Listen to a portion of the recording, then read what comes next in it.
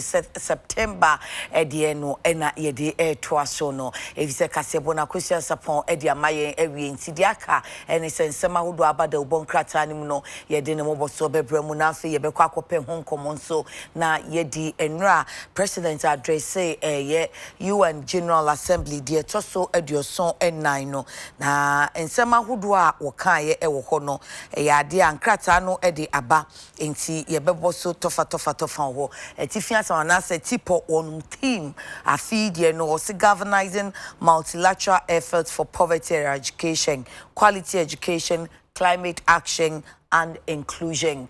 Enti eno ho asem na mampani kan ye se yetu hiase a amansan mu mo amusim wadi yekura mo hotomo se obi ama meye na ma chimedase and many more. Enti yedru nkrata no so akosha sapon ebeboboso edi amaye ena ya tese wo amantifin do no north east region no witri wedie ya de bi abai hono mo a ama suku kra ya tutum nti ya tutu suku mu efie nso ye beye ne defise wo chese ade esan paapum de adwuma efo efresa ade no scabies nti anope ye bekwa akobisa ya mane bofo Abdul Rashid Al Hassan say na esiti poten wo north east region ho ene me producer say special edition na minim nyenti special edition no but bia ye say and then so ye beto aso akwatia diamonds ho ensem no great consolidated diamond mines ene ho nsem no ensem bebre ho no wo se sigafo no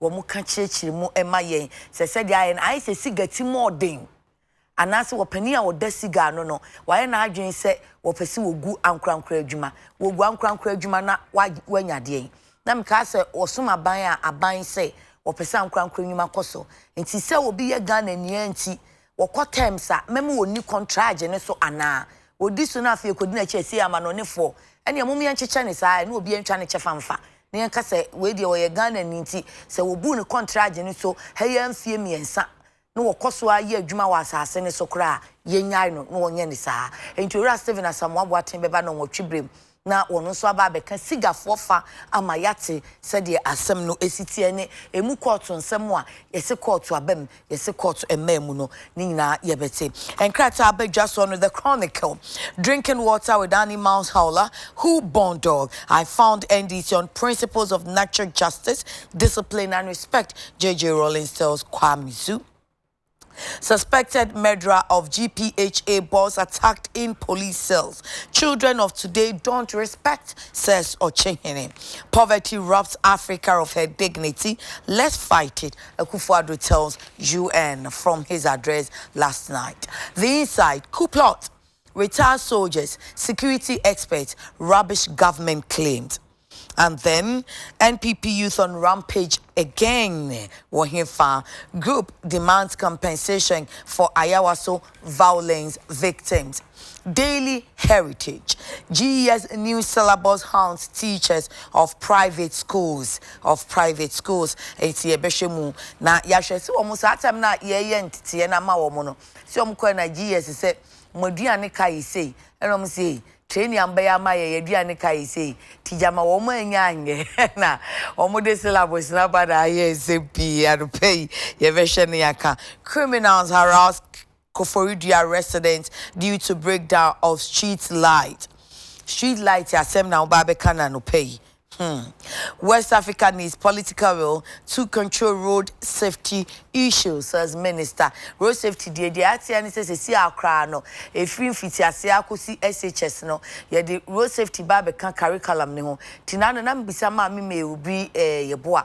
Say, you know, a woman be a school, a woman. A woman say, no sujina and also say English, maths and science or no quite syllables and I say, walk share yinimubi. RME ho baby. Second name no nanke life skills and the life skills to crane who being.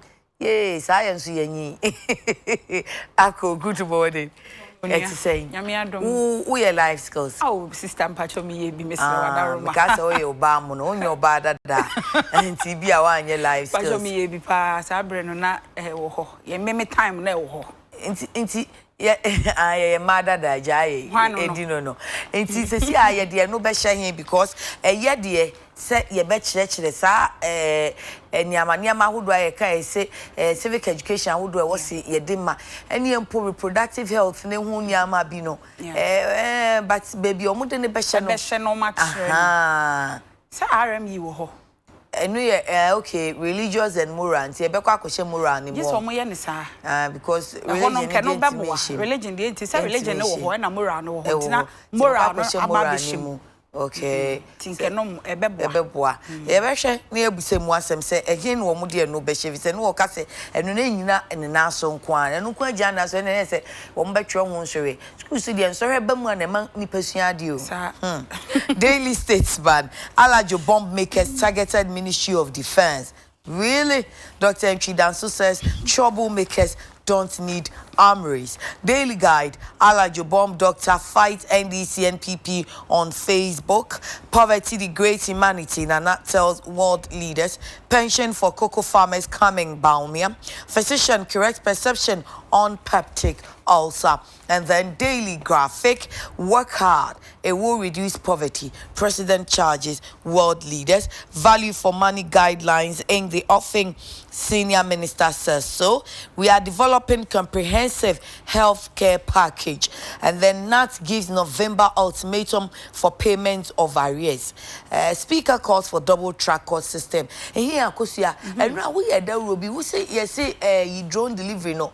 Ghana, the any largest we are seeing na na Ghana de na sha se ye adwuma on se ye adwuma wo na nsen na me shedanti bi but se buy na ehu so mo de ekokoko e ma ye hu video video bi e ba na nkofo nurses me bi tiantie me e ba bo so mo de na fun ye aja ma bibia ye yi ni e video na ye ti abaye largest one o say oh, maybe so as my very largest. In fact, me nyam no na ye adwuma. E dress about and I won't kai say your story bisa. Debi. And anya the road. Anya nra, e bi e be ye nene nansa. Okay, so why ye? Nene nansa na be ye fam na wo nya. Ghana's delivery is the largest in the world. Now I say, wow. Hey, boy, hey, Ghana. Most of them free Rwanda for her. Na Rwanda for because see amaba bisa o mo na my do saying, but we say Ghana.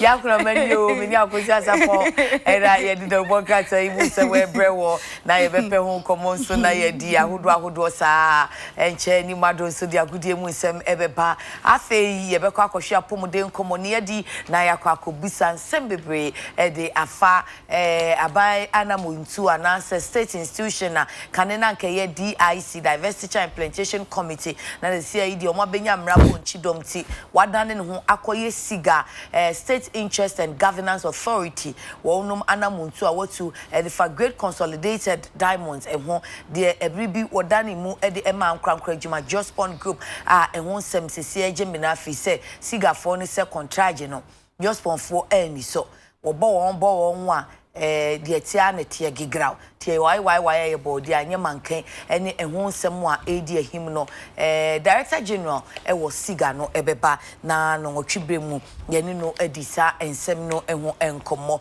enti quickly yenko enkrata no emo work hard it will reduce poverty. President charges world leaders. President Nana Danko Akufo-Addo has urged world leaders to focus their energies and resources on combating poverty as their performance as government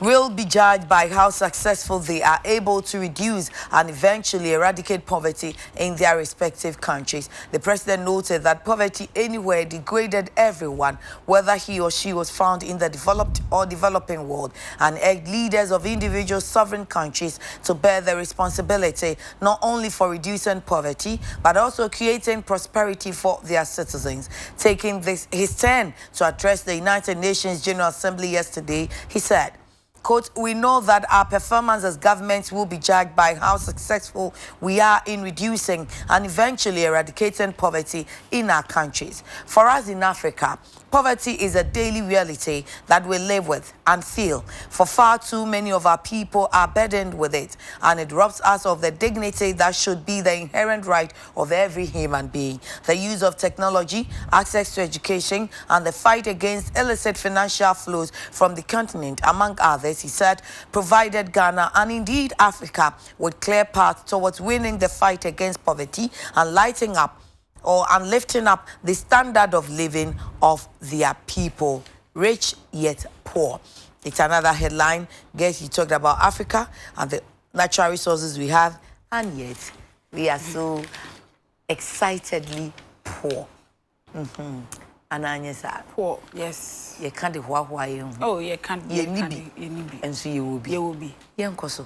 To see you will be near Coco, will go, the diamond will be beer, so here. Oh, Papa, and your man. Say, Ye Coco, my mo, say, Gano, Acadiaca. Young sister, you and you say, the daily graphic and eba. Now, daily graphic, dear, and for you, then moon, F a year, papa. Ah, o share a mine penny for Mammy Angela Makel Waha, or my peninsula or boy, come, na F a year pa. 80 or my penny, Cocassa, I said, you're not a born mamma, so my penny, Conwaka, Cassa, a war, a year, Jumedia from Con, I thought so, Edu song and 974th, o share one more UN General Assembly. Said they are almost massenoa. Then someone were there at 2 January, and I sent you or the Atosoka cracka. See a Jumadin, Nedjumadin, we are not and Cobia, a dear and annoy, and a Jumadin, oh, yeah, that's what he had a so memoir, and on a dear and annoy. Now, on my penny cassa yemuno, not some Ancasana or Fiti say, to 2 and a fun baby, our daily graphic, a creature, a day a bayano. And what I say, Essa Fatase, obey Jumadin, a Jumadino, Obasha, netted to here, and to walk us and say that can se uba ye bibrem ha sei ya wo hia ye dada sitina mu ade a ye ne neti enti ohia ne de e wo ba bia na eno na omampanyi e kire se wo ye de ube ye bia na wanye ne yie anyere wo ho anya adwumaden na omanfo ohia adokro wo mo a e ma nimguase ba ete wani monyam so e ma bibia wo ye bia na sa kọ crofo 1 nko ba bia asa wo kọ anu asan aba besi wachi kwasi kwanso no ogina nkwantia enti omampanyi a kire se ese fatase wo mo be ye de o betimi bia se de be ya ohia ye bete so amanakọ na omanfo asetena mu atimi aye yie na eye yie a eya na eboa emanimunyam eba enti emu kakra a omampanyi eka edi esiye eno no ena afei wo se ye wosika enso ehiaye ya Akusia Crofasha said to Aboba Park in so. But quickly, my uncle page 16, Nanata Samomokano. Yen cannot give November ultimatum for payment of arrears. The Ghana National Association of Teachers has called on the Controller and Accountant General's Department and the Ghana Education Service to ensure that arrears owed teachers are paid before the end of November this year. The call followed the intervention by President Nana Adekye Nsroma for the Public Services Commission to suspend the implementation of the Human Resource Management Information System for educational sector workers. The NAT has further urged GES to expedite action in resolving the many challenges that arose out of the implementation of the HRMIS in order not to resurrect any labor unrest in the educational sector. At a press conference or press briefing to launch the NAT Week World Teachers Day celebration in Accra yesterday, the president of NAT, Ms. Philippa Lassen, said NAT wishes to sincerely thank His Excellency, the President of the Republic, Nana Adekye Nsroma, for his timely intervention in the issue of the implementation of the HRMIS by the PSC.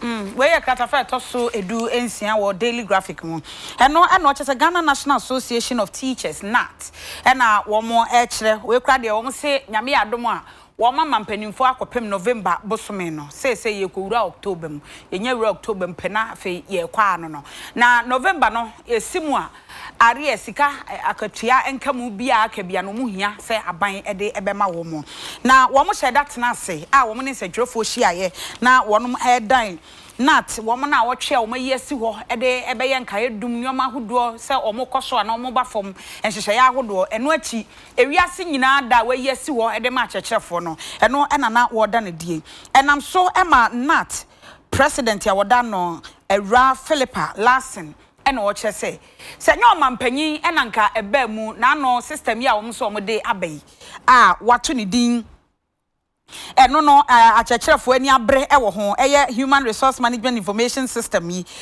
no omde ba nwomesua FM no omo kire se omompe woma ka ho asem omo ka na ese de mpanimfo bom ani aguso etu omo ka che Ghana Education Service and Ministry of Education say wo mompe enti mpanimfo hwe na nko mo ntwensensan so ase de yabu nu egu omaso no omantie eno na omampanyi ka che omo se de bi mo ntwensan na se de achechefo na ni esi abre ene se de esi kono ye mpe ne saa ko basa enkwada wo mo ete classroom mu sua de no mo na bebre eti eno na awuralance na eche se omampanyi ba mu no oda na sepa na wo sre se wo mo hwe no munya hu bibi wo mo mpese on besa tibio achechefo be ye wey chobo ye na ayete se wo mo de mo pen no mo choko wo mo de ni nyina egu wo mo bus wo mo nya hwe na che se eno no ema adekire aba beti akwa akire wo mo mpene sa eti mpanifo nya hu bibi se de be ya enkofa de yobia ema nti wo mo da wo mampanya se in terms so wo ba ye obeti sim na emom November de wo mo twen aries na akam no wo mo je Moe na graphic business say okay say baby say yate benchmark value so wo port and yama hodo mo kraba no you say omo te so no kra so ama import ankosoro o say ama nyema ye kraba no ankosoro sa ai yate so kra ai ti udo ya na working kind graphic business why back page of Daily Graphic track damages at Shaiman overpass. The structural integrity of the overpass linking Shaiman to Tema has been compromised by the damage caused to one of the 12 beams beneath the bridge by an articulated truck that was transporting a steam boiler, the Ghana Highway Authority has said. As such, officials have directed the Ashaman Divisional Motor Traffic and Transport Unit (MTTD) not to allow any heavy-duty vehicle to travel on the bridge until proper assessments have been done on the temporary axle load that would be allowed to ply the route before the damage is fixed.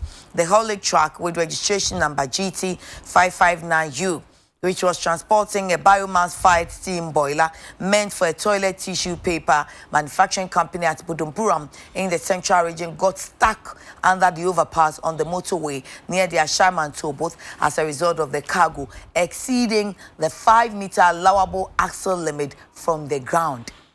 No, besides, and one fan could see baby, axle way now and yeah.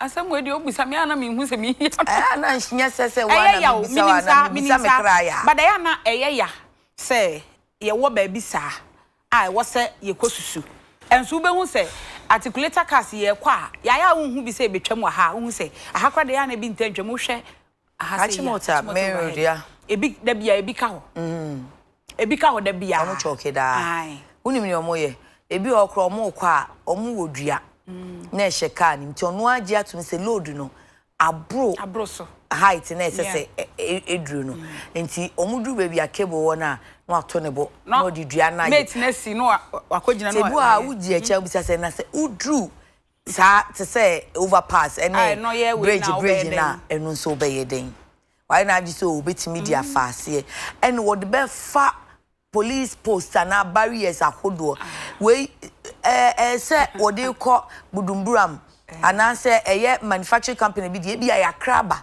enti ebeyi wotema haba enti wodi free haba ha no wodi pie yo enti ho no wanya ba bia we wanhia wo bia nso sister cheche mu ne yo ti bi chire mu dia na Daily Graphic de odi aba chire ha sei no ya ma bu mfu na bende ade na ba yesi yanka asembisa na mebisa mama ya na ubenya pressure na ekuya Ghana te obi ni na se o se ra dwen wo ho wate na udi Ghana chia be uda Ghana te ho hey boy yo Daily Graphic e kire ha se na ode aba o kire se articulator bi a e so neoma na e ko factory bi a no e wo Cape Coast Budumburam ho omomo ye tissue paper no tissue de paper yen so se de de ko agyanan so ya na e be ka se tea roll ene sa eneoma bi etete sa no ene oye na kai wa hyehyɛ neoma na ma se de ne tenten se de si eye no Ebusia Fredu tomato boot ho no. Say overpass.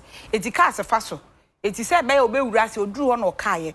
Na wohwe se de omasi aye na o kire se omaye beam sense aye akese ahyehyase eye edumienu emu baako yesese eho atechema eti enam so ama mpanimfo aka sesese MTT difo aposifo mo ma ka sakese emfa overpass no so esan so obinim de betimi asie se mpanimfo ana engineers no mo ye saa overpass no mo nim se ye wo beams no kakraka mako edumienu na betimi asom se ka bia befa so a eti ye ka se mu baako asai nti se mu baako asai a enya afa ne betan se enye ne kakra da bi agi se mpanimfo aba betese ahwe na ma hu se overpass no emu oden aka sakese betimi afa so na ka yi wode ne number eba na ya aka ne GT 559U enie wode ne number no aba wa ha sei ena wo che nti se de o se de omo 5 feet ena wo se wo fa tintin mu no se de articulator e fa ne oma na e so ne oma na e ba sa na wo se ye enso so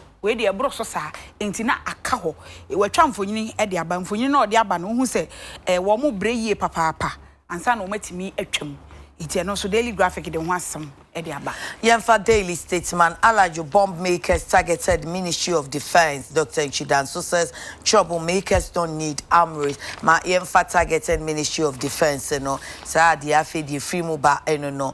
It has emerged that apart from targeting the office of the president for a possible armed attack, Dr. Frederick Yao McPalm, the medical doctor arrested on Friday with 2 other men in connection with alleged production of explosive devices and other dangerous weapons, had targeted the premises of the Ministry of Defense.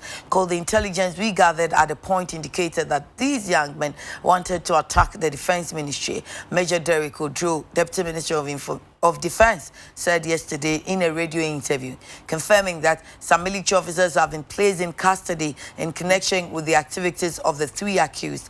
He said the military high command is yet to ascertain the precise roles the officers played in the whole plot.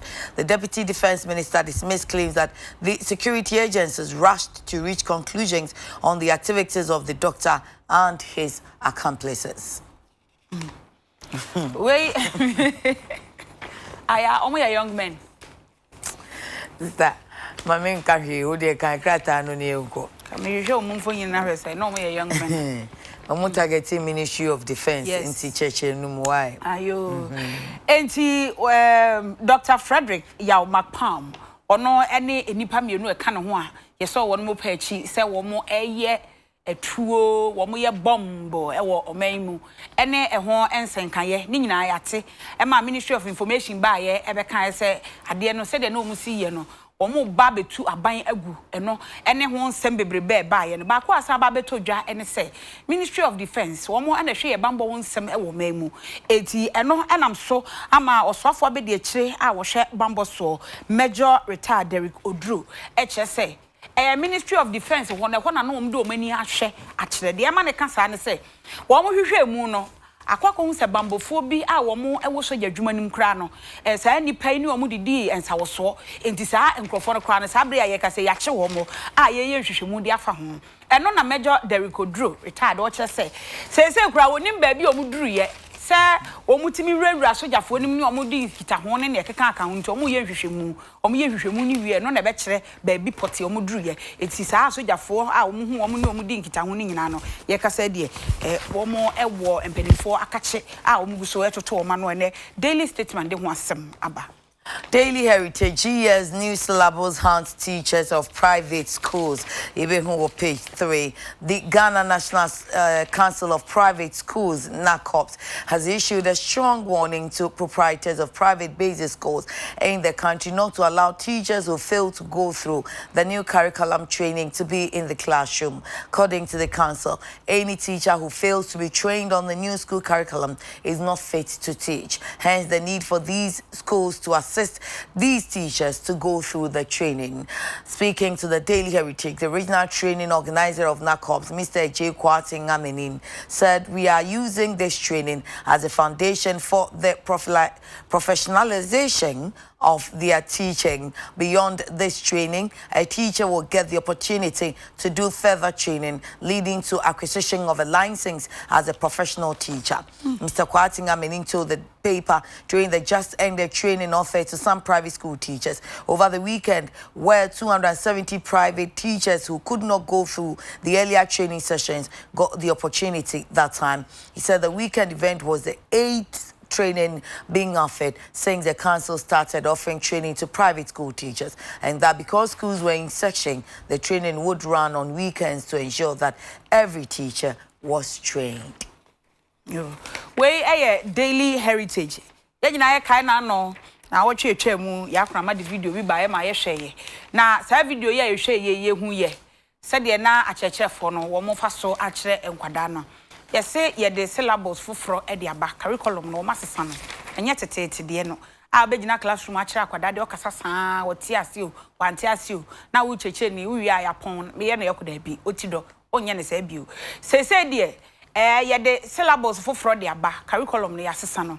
Ekwan a achechefo fa so ekira de no asesa kra eti asesa no na ese fata se wo ye kirechire ni a ubenya sa ntete no yete ho asem sa training na yede koma wo mu yi na ne ese yede pan o ketua bi eni so bolo de yede ama asefa boso ho asem ba ye no eno sa ntete no ne ye ka ho asem na ekoba sa na ese aban mu omo a wo mu eye omo kwaje sa ntete yi eye government schools aban school ahodo na ankran for de no wo mo nkabo mu kuo wo mo cancel no ena wo mo kire say private schools na wo mo ewo mamu no wo mo hwe sa akirechirefo no a wo mo kire de wo private schools no wo mo nya aban de ene akoye de amamo enti se be ya ankran de no wo mo hwe se kirechire ni bia obe kwa kwaje santete ni bi se de be ya obetin aba be kire enkwada na de se BC ne de aka ni nyina no mu nyina na mokokọ enkwala ni nyina na kwotro se wo ya aban school se wo ya private school mu nyina kwotro enti esefata se wo be ma wo kire ni wo school mu no ono so ebeji bie na opanyi a wono ene da Ghana National Council of Private Schools yi ano ena wo ka se de asi aye no se ya bie school sa bre no ana achechefo no kwaje ntete no aban mu die no na ya makwan sese ya bie eti se de esi na gese na wotwe awie ya weekend no betimi akwakwaje ntete no eti o mo ka kire proprietors o mo wo school no so o ma chechefo no mo hwe no mo kwaje ntete ni bi se nipa kro no wankwaje sa ntete ni bi ma na me kira de wo ho na ya won se private schools ni bi wo ho a obi wie secondary school a yetimi wahu de meche otimi kokokira de our private school minim se ne etisa fi se bra na mi wo JHS no na mi teachers ni bi sa won se that time na o level 4 level 4 and first batch of SHS 4 no no no be chaba na mo che ade fa pa etisa wo hwa private school ne government school na eto bi ana mo ka se private school for no pass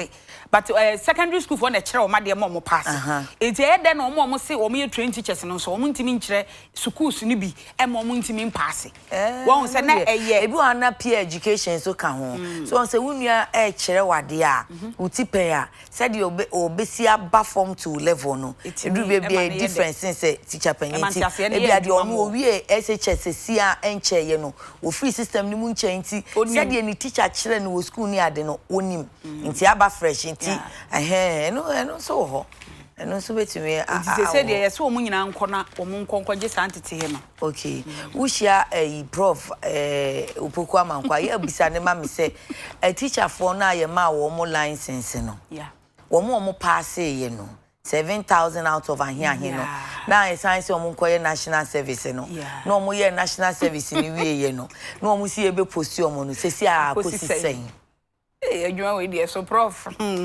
akosi sen akosi sen nti amema uwe fikra once all the akosi nti akọ na all the asoso sisen meka ipo aya ka na bisa prof wasoma me de nti aya ka na bisa prof na Cassandra de we busy chair prof na nkasa mu nti me nka ncho se bisa Cassandra bisa prof ankasa kas hey a teacher for boys and boys and girls in poa brothers and sisters wo mania business ya no wo mo feto because national service no woman anye full 1 year said the amount for ye say international service mo plan ye pass ye be ye wo hwa obia kwa national service October say mo kwa national service school ni ba ko say sister ya jama na ba no onye ready so obefa ye e no share that am say debi e bia niam asesa kan na say teachers nye national service da na teaching practice na kwa na say abotre enye hwe so kwa national service who be afi so no na fa wo ye mana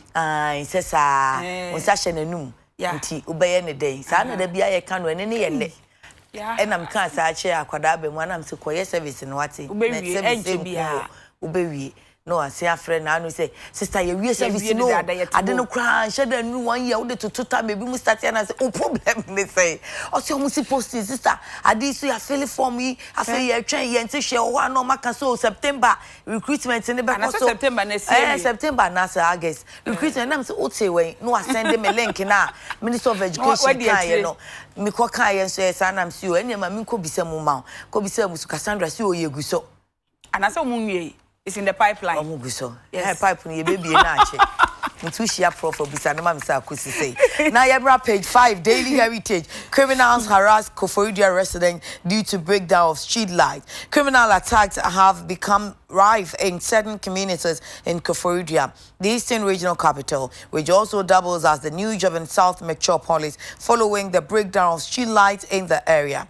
Places without street light, including the medical village, the nursing training college, and the regional medical stores areas located within 2 streams, a community with a population of about 8,000 and in the heart of the capital. Some of the residents of the capital told the Daily Heritage that the aesthetic visibility of street lights upon entering Koforidua deceives visitors that every part of the city is illuminated at night. But the reality is the opposite, as many sub-communities are without functional street lights. Hence, residents of such places attacked at night. They said this general sense of insecurity in the affected communities had forced some few well-to-do individuals, including the medical director of the Eastern Regional Hospital, Dr. Kwame Nimbuama, to fix street light close to their houses. And saying, Minko school and Ajunenti. Memfa N1 so ntimi kana say N1 create mudru baby na emfimfini mienu aso na echire na etuo mu ya na etuamu nti say o light ano nye den a oboa e na o manfo mu na mo baby a ehunu so yesa Achimota Forest no emu hwa na Achimota Forest light ho efi Noga Hill wonam N1 so efi Noga Hill ho no e banka wo ba bedru Achimota Forest wa de adru abofu no no street light. Me Christian village kwan no ho no. Hu se wo bewrema ko Achimota Forest gate na no ho no a. Se wo hu se wo ba abofu. Sa e ho no. E ho no na bi bisa. Sa mi bisa se light wo ho. E ho so. Ne ye wo ho. In fact ye mpia na jo sa anti.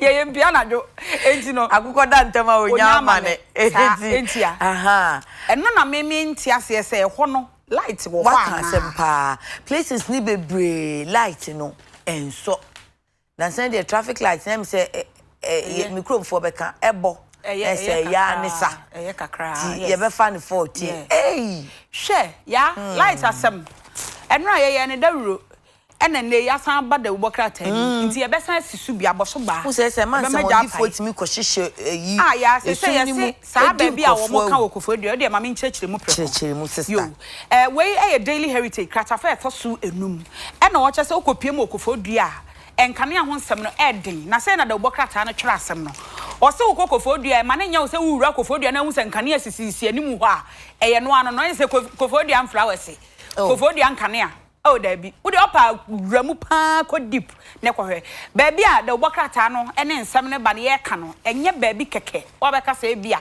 wei Okofodua na komam ankasa ho asem ene ye kan na wo kire sesesei ye kan ho ye medical village chese apomuden atena yankasa eno no afa ye wo nursing training college wo ho ye wo regional medical stores so e wo ho ena watch say omanfo wo ho no wo mododo be say empem nwotwe e ho kakra no empem be say nwotwe a doctor fo wo ho a nurse fo wo ho timemfo ho taxi drivers ho wo use wo private cars wo ho enkwada akọ school wo ho ene ne ekeka ho edoso ye kase eka edoso na da obakra tai ne nsem a eba ene se edura na dwo pa na se wo de wunnim na so de wo na wo ye gang leader ana wo de ma menka ne se wo ye gang leader na de kofa wo ne hwe nipa bonfo so aba be hyehyem wo ho esan se wa ye sum ni nti wo mfa wo so ye doctor so ye nurse ni so ye hwan so kwakwaji nipa nkwa wo mfa wo ye taxi driver ye beto ahye so ye beje wo car ye anye wo car ye beje usika wa mfa ma mo ye be wo sekan wo ye oba na se uti anye ye betimi ato mo na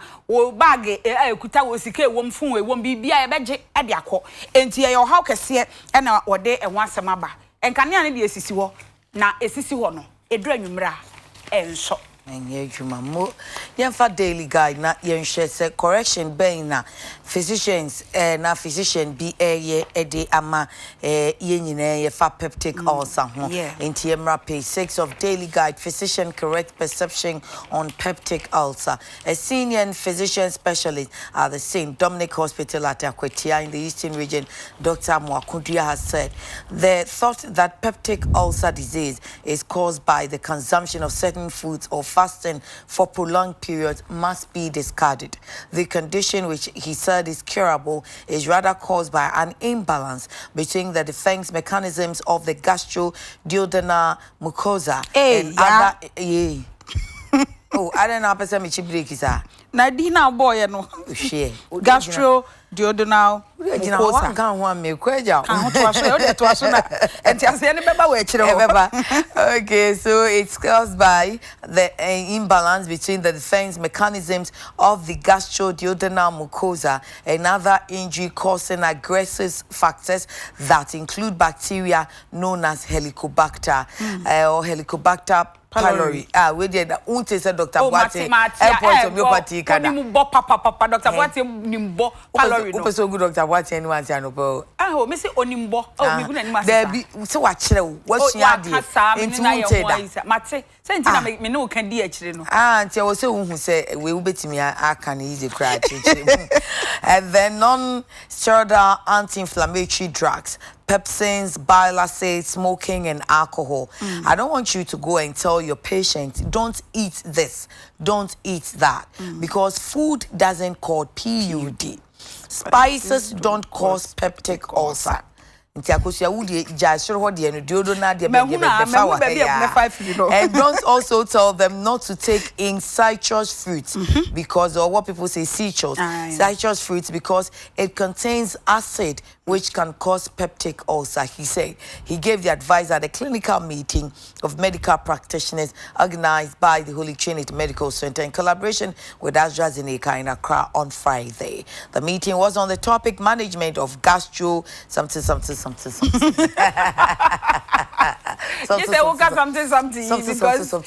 it didn't work. School nya kwala boy stop me na senior sene ha no nti o na se senior ne frɛ na akosi asapon me ni senior na ma frɛ akosi asapon senior dia go no to say senior something and the senior bibi o ha kana me ma no na wo hwɛ na tese ne body na original one no eno nso kra ya asem nti wuntimi fo asem body language no kra kasa sen ono ana senior kasa say senior something Where there something pa yo enti we a daily guide kratafeto so ensia there ode abanie we a senior physician specialist was in Dominic Hospital I wo akwatia epoye mantemu Dr. Amwaku Dua na okasa ye e de efa ulcer eyemkuro na ulcer no ye nyina ya ayete yesi wo ulcer aduane bi wo ho ani kwan se odi esan se udi pe na oyem ye oya ene ye nyina ye ka bi so aduane we udi a bibi ti se anka de a acid wo mu ntimi ndi anka ntimi ni abrobe ene nyoma bi etetete sa na we no na doctor mo akonche se ma doctor ni bi anko no nko ka sa asem no nkire ni patient na ye nima de kora o mu ankasa no mu nima de kora e de sa ulcer ne ba afei se ekoba se osofo obi wu yetimi ka se wo osofo yi wa ye fasting sa woni di ade woni di no fasting na wo ye na ekunu no wo beti kwa ye so amane Nsroma bobbo ntokuro eye fasting e na ose da bi enya fasting na wo be ye ne tenten anani tieti a wo be ye na be ma make madam for so for me ya or ya fasting some say we are fasting papa when we nya osa make o say akoso ya say we na ewu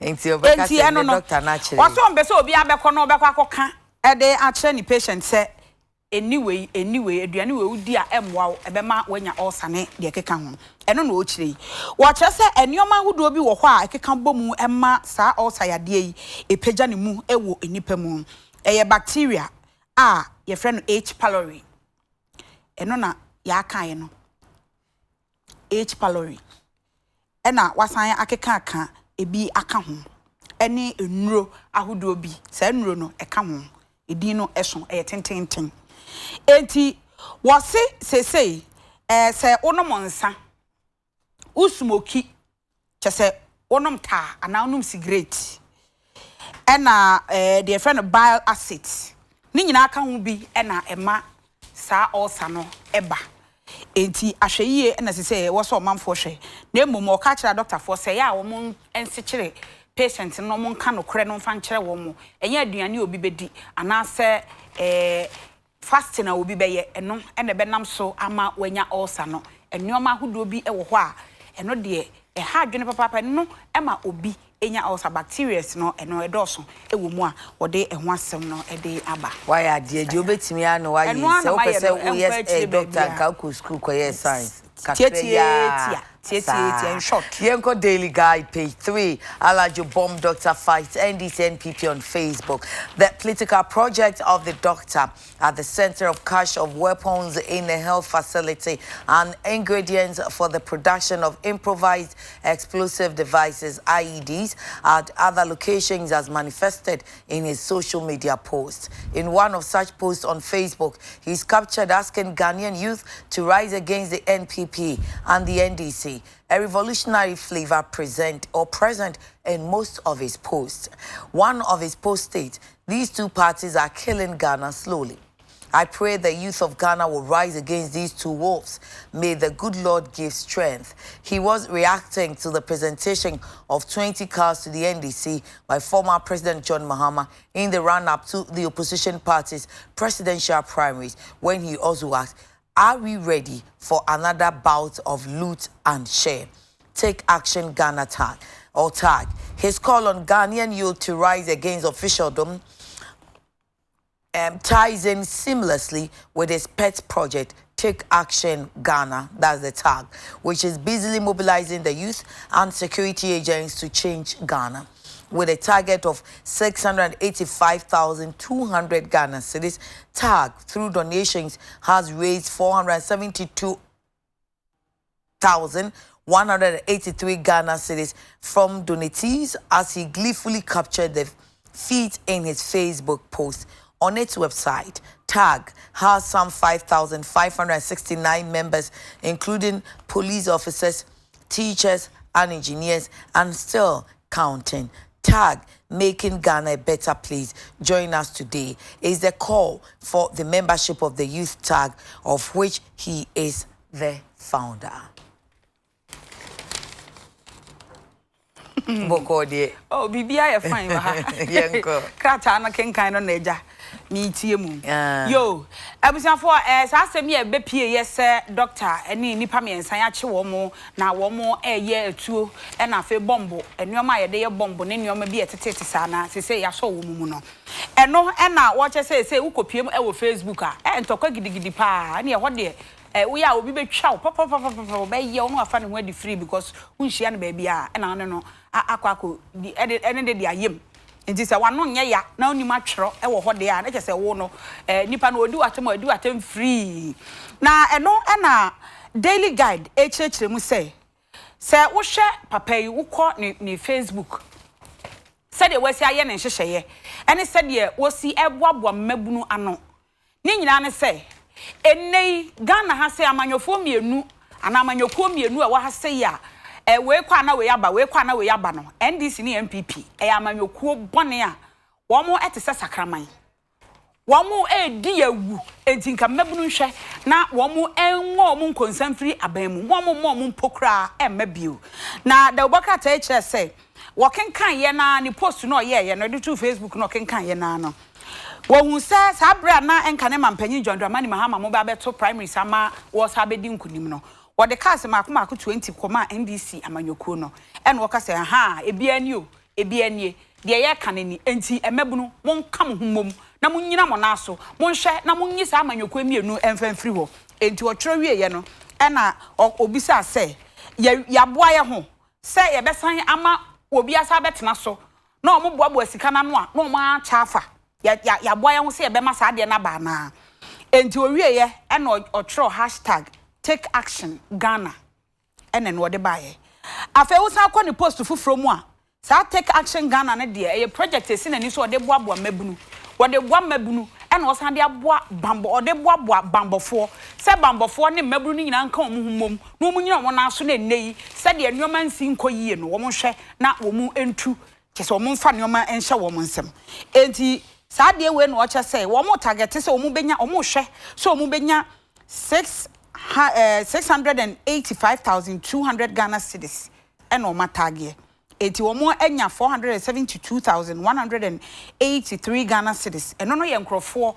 wo mo aboa ene yi bi ma kakra bi a wo bi a na nsua fabra na ye mfa emo aboa waso kwa na website a wo mo di na chi ne members a wo mo no wo mo ye empem num ahanum aduosia enkono 5,569 members eno mo na eno no aposifo wo mo ose police officers wo mo achechefo wo mo engineers wo mo ene nkrofo ahodo bebre a still a nkrofo da so edi akire enti sa tag no a ewo ho no making Ghana a better place said be ya ye be ma Ghana aye baby kama na ye nyina ya tena enti so wonfa ho meka ho a wa twere wa ase se wo so bra na be ka ho bi emabunu no pa ena sese nani abre ewo wonom so a eno so wode ho asem de aba ewo the daily guide the obokrata ye wie wo daily the Ghanaian Times enti ye money pop na ye mra page 3 Ghanaian Times residents demo over murder of 4 target girls. Hundreds of residents of Takoradi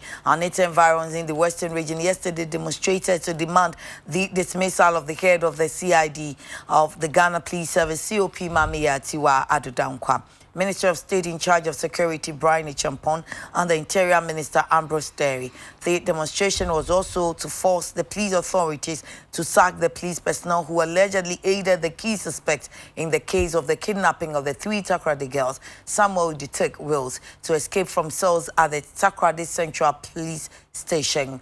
They wondered why the acting IGP had failed to arrest one of the CID officers, Amitepe, and a former Takoradi District Commander, Chief Superintendent of Police Peter Oforidonko, who they accused of aiding the suspect to break cell, but had been transferred to an unknown location. Ghanaian Times the obokrata said they ya kan no na me so me dey ban kata fa to so me ensa e no che se ukopie mo Takoradi enura se wani so ka che o mo ye oye kire kese pa na oye kire kese na o mo ye ni nyina no sa ma ya me ensa wo ma yira afi mu ni ye nim ba bi o mo wo afi ye te ye se akohu mo nankese o mo nankese ye ko ne akọ ye hwemu ye o mo na afi ba ye se ye o mo asemi beto odwana ma asefem pa e na ate se o manfo so na Takoradi fo de o mo se womo bisa question si ahodo bebre kwa enti womo ye che na womo ye no ni tipo de agina so womo ye ne se maame ti wa Adodankwa a wono eye CID boss womo hwe se wo betu ne ho ade so no ankasa adwuma no post no wono ye nyini mfiri ho na wanyena adwuma yie asem odi kan ba ye se maaya na yenim ba bi womo wo ye de ombe ba asomdwe mu ne ne keka ka ho ma nkrofo de womo ni to womo so na afi sese ye kwakoto se womo awui afi ora brane champon so wo mo hwe se kebe ya ye nyini mfiri ho ono so saa ono so be kan se a wo mu guso mo ye adwo mo de emaya ne beba e na afei osofo hwe amanwe so eye onimunyamfo Ambrose Terry ono so ye nyini mfiri san se wanyena adwuma yie na saa nsensem we mu nyina no wo mo kan wie ye no mo te ba afom e na wo mo se Takoradi aposifo no a wo mo ehwe ye ma saa Samuel Wosi bi no saa akwa na ya che no saa wo no abrantie yesi ache no afa yesi cells or cells ayenim se de padlock atumu aye ye de credo atum se gra yatum afa de yesi abrantie we break jail we aye dai yesi omo de omo se aposifo bi no mu nim se omo di na baba basa jeje ne tata de ni pie ko yenti se be ya sa aposifo no yemfa omo mra ne ehu se ye we na commander no wo ho enkane ena wonom eka se opanyini ya transfer no omuni baabi owo enti eno sei na wo sempanimfo ehwe ena afi posi ni ametepe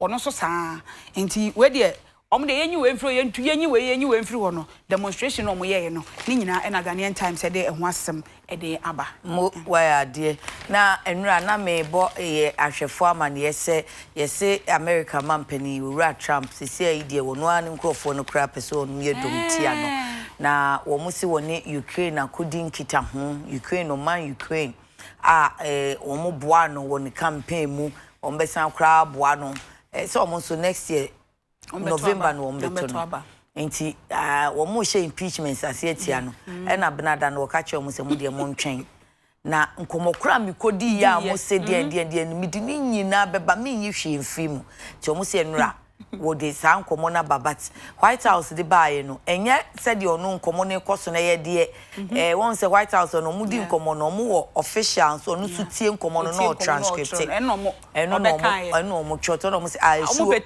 na de wo ka se raw one na unedited yes no fancy omumu eno we he enti eno so ene asemo a anope America dey aba betuja okay boys abre video yes you Ghana dey o announce you Ghana eh hire the papa yes you krom we dey what you krom wa mani and so World Maritime Day Thursday bia etwa September bosome no eto no ene World Maritime Day nti eja ye hwese Ghana se na se wo mu ye meeting se yempese de esi ye ne Cote d'Ivoire fo ntem no ebi be si ye ne ezi Togo na se country bia se nti ya chase ya yedi nkomo se mo me nkopo ne so ye nko hu ba bia ye hye eda ti we are hoping se ne nkomodie bi be koso na echena ye de home prowa e de abremo and equally International Day for the Total Elimination of Nuclear Weapons ti mo amoye weapon no na ma se kubata mo ye bomb kwagramafo also mass destruction weapons of mass destruction amasen kubata say e due 26 September say ya yenhwe hu se sa niam ni nyina e beka se enye o enye e se wiase and wo mo UN General Assembly yenhwe se wo beka bibia fa watimi aka bibia che papa na onu kwa ni se di otwa oyi na yi no won za papa ro mahu na enye ayi Trump David North Korea papa no wono na Trump ni na nya yes wono na nya na yes wono no wo test ni niama video bi na e ba ye so mumienu ayi afa ye hu ye na ayi ase ye de Trump akọ chef mo se ye de ayi no ase ba akọ ani no kre me say omo anika enti na ya hwe se omo hia mudie no omo be kan no ho asem a na ya hwe de obode be ba akira ye so de be ba betu mani akọ ene ho na hye watare fefe matade mpo na me de me mpaboa no kra na ye kumi no ya hwe me na ase a gold shoe I say black and gold was yes no hu me na ase wu se efe yie ye fra omo Insobri Plus Insobri Plus omo ewo Tabora na omo Instagram de ebusia wo ko Instagram bo hu pictures be break eye empaboa kama pa ba bia wo de wo ko bia eno an se wo be ko Instagram Insobri Plus ofra omo 0249458136 0249458136 me pa cha empaboa nko ade omo Tabora Insobri Plus omo ebe ma mpaboa kama ma atade bia hyew no ene na kọ na chese ohu ayefe na wayesei na waye kiko ya mo wa de Romeo Dro aba Romeo ene ebe cricket ebe cricket heavy obaki na onya omo de well me say minu abema no ye friend no Daniel Nomenyo or Fidelity Tesano branch oni omo nkasa enti Dani oni omo akasa how far heavy pa okay story bi anso ba ye be born simple so born simple ye bona cricket etumi koso wa bobi da me mo bi da mi shano mi bo bi ba na ye friend cricket sports presenters no manu chabi so class sports no kra mu ye oze tama ye shano na ye friend cricket ye friend chaskele me boro mo kunkunku na mo anu na mo de to sa ma me no koko chance ni koko chance ni wa de enu bi no ma ya no fofo also ka fine boy o unso bi a boy chaskele Fine boy, watch us. Oh yeah, you for Libya. I know yeah, you kwabra. So kwabra classmate. Teacher skilling. Kwabra chubosi. Chasa kufua. Me ofa ba ko pe. Oh, ne ofa ro. Sa omu nyina watch us skilling. Omu nyina omu bobi. Na mu GFA we na kosi say da na ye election no. Election day 25th. So mu nyanya vetting. October. And then no more shares vetting. Okay, ti wa mu na ejina. Oh, on say presidential dey nipa be so 7. Nana Yamponsa, George Efie, Ketu Kreku, Fred Papo, lawyer judge, lawyer Ankuma Mensa, and Obana Efenum, Amanda Clinton. Oh, I see. Omu 7. Ebi mu wo DF ni mu dada na. Bebre mi ensa kwa. Bebro. Na de na nka eso omo ye wo ho no mo ntimi anyi wo afi no mbe ye wa. Omo si afi no mo kwa no mu die ni mo die ni. Question be ni o. Na Romeo, question no bisa, wo kan je se wo nyina no. Oh, say that be Romeo nti se o. On ti se o. I just say. So mischief. Oh, there be we nyese misro, but sometimes question ni be ba. China Romeo. Oh, that be. Na Romeo beti. Where simple crowd be yan. Say no mu wo dada, no mu dada. No mu nya be 2 years and 3 years and ebi mu crowd ho ache. Omo ho ache. Wa. Omo ne owura kwesi nya ntachi aye adwuma. Wa. Nti omo si omo mre. Enioma asesa. Omo mre. Na first ne na ye omo de. Oh, the first na obi na odi anim. And no more teenage. Nti omo si afi no mo ankasa ba. Nti ma ha, nti afi no mo. Na afofrofo no nso omo de omo nyanya kwan kura metai obi achi no nso e. Omo si ye mo kwan. Na ye hwe fresh ideas. So me hwefo no so ya na dangerous o. Yego. Yes, was. Udi go onum na nya wi aye da pubu. Aka so say me ma me na ka so na boss so say nkokrakunu no. Oso wonkwa wonko. This is fie na ye. This is fie na. Esi agbo de say ye. Ene e bejo.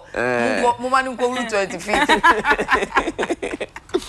Royal go. That's the end to us in an opinion for sports on my kind of acidity can call Emma this way chocolate drink or do here no any won so shares and so special ice and a special drinks in or more elbow chidom near the sports no edia toss in an opinion my Ghana for yendi kind and copy more our James Akosiapia and the Black Stars of Ghana head coach na in Sema Ebano afina Shasiepa was see Ebeya and Steven Tornado appear our no our Black Stars air coaching staff onyo no kwa woni Ibrahim Tanko ebeya campaign for empamomo Akosiapia ede the report akwa Ministry of Youth and Sports na report no no na watro o see on person no ebeya adwuma bi no ene ensema eba air latest developing stories eba de won sem no ede ema Ghana for so be Ghana nsia the Black Stars of Ghana ekopiemu ewo AFCON enema agiguye anko ikra and is one of our outings in 13 years. I won't say a very bad, a very disastrous Ghana African Cup of Nations na Sema Urban HSA Akosiapia say Ghana can gonna ankoyi AFCON or the Suboni bi Ebabo Ibrahim Tanko and Steven Tornado appear so mo entimi amwano ama modern bono entimi ankoyi enti reporter watchro akoma Ministry of Youth and Sports no or see ebeyanka penfom anyway Ibrahim Tanko our assistant coach no and Steven Tornado appear a legend Emma Blasters and Kayam Pamo Mukra in free Bobo Kodum and someone been so Urban HSA Ibrahim Tango our experience pa Dachi Biano Betimi Ababe head coach Eddie Emma Blasters were coaching over the German Bundesliga Japan and assistant coach Emma Cameroon in Tiabia na Akosiapia so Eshuru and Tina Walkers Yampamo Emran Timbi no any and Sema and also Eba don't Eddie Emma Ghana for a developing story the BPM Biano yeah, the whole no